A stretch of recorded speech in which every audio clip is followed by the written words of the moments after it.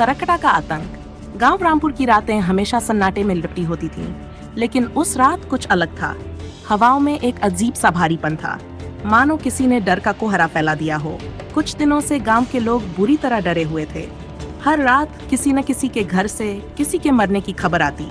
सबसे डरावनी बात यह थी कि सभी मरने वालों के सिर गायब होते थे और गांव में इस रहस्यमयी मौत को सरकटा का कहर कहा जाने लगा था।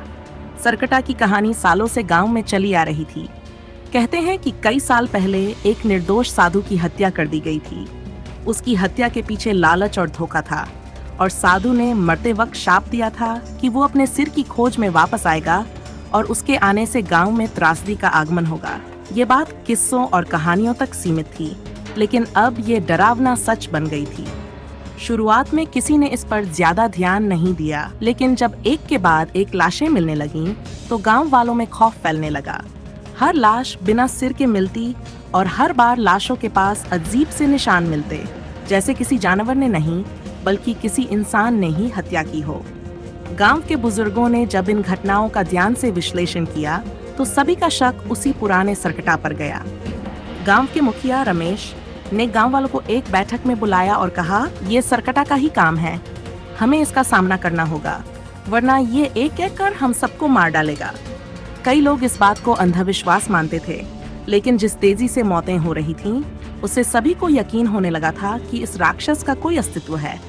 रमेश और कुछ बहादुर नौजवानों ने सरकटा को पकड़ने की योजना बनाई। गांव के ठीक बाहर एक पुराना मंदिर था, जिसके बारे में कहा जाता था कि वहीं पर वह साधु मारा गया था। गांव के लोग उस मंदिर के पास जाने से कतराते थे, लेकिन अब यही आखिरी उम्मीद थी। रात का समय था और हवा तेजी से चल रही थी। रमेश और उसकी टोली ने मंदिर के आसपास जाल बिछा दिया था। सभी के हाथों में मशालें और हथियार थे। उन्होंने ठान लिया था कि इस बार वे सरकटा को जिंदा या मुर्दा पकड़ेंगे। जैसे ही रात आधी बीती, अचानक ठंडी हवाओं के बीच एक भारी सन्नाटा छा गया। हर कोई सतर्क हो गया। तभी एक खौफनाक छाया मंदिर के अंदर से निकली। उसकी चाल धीमी थी, लेकिन उसकी उपस्थिति इतनी भयावह थी कि रमेश की टोली के कुछ लोग डर से कांपने लगे। वह छाया धीरे धीरे उनके पास आ रही थी। जैसे ही वह नजदीक आई, सबकी सांसें थम गईं। वह सरकटा ही था, एक सिरविहीन शरीर जिसके हाथों में एक धारदार कुल्हाड़ी थी।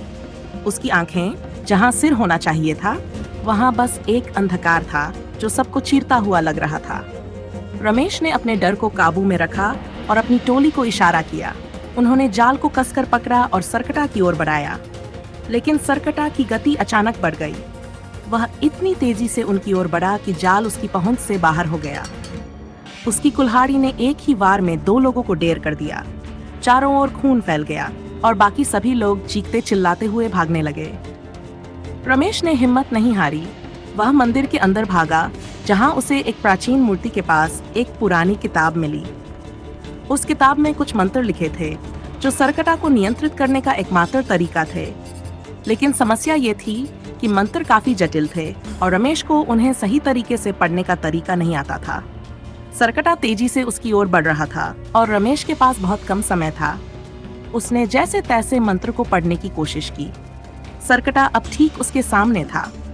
उसने अपनी कुल्हाड़ी उठाई और रमेश पर वार करने ही वाला था कि अचानक मंदिर की मूर्ति से एक तेज रोशनी निकली। उस रोशनी ने सरकटा को जकड़ लिया। सरकटा तड़पने लगा। उसकी कुल्हाड़ी उसके हाथों से गिर गई और उसका शरीर कांपने लगा। रमेश ने मंत्र को और तेजी से पढ़ा। धीरे धीरे सरकटा का शरीर मिट्टी में बदलने लगा।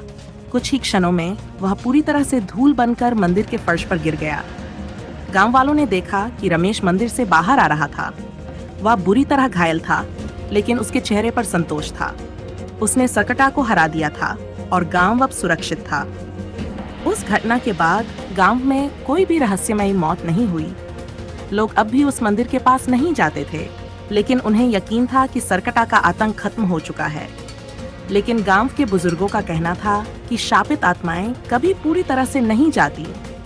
वे कहीं न कहीं किसी नए रूप में लौट आती हैं जब उन्हें कोई नया शिकार मिलता है।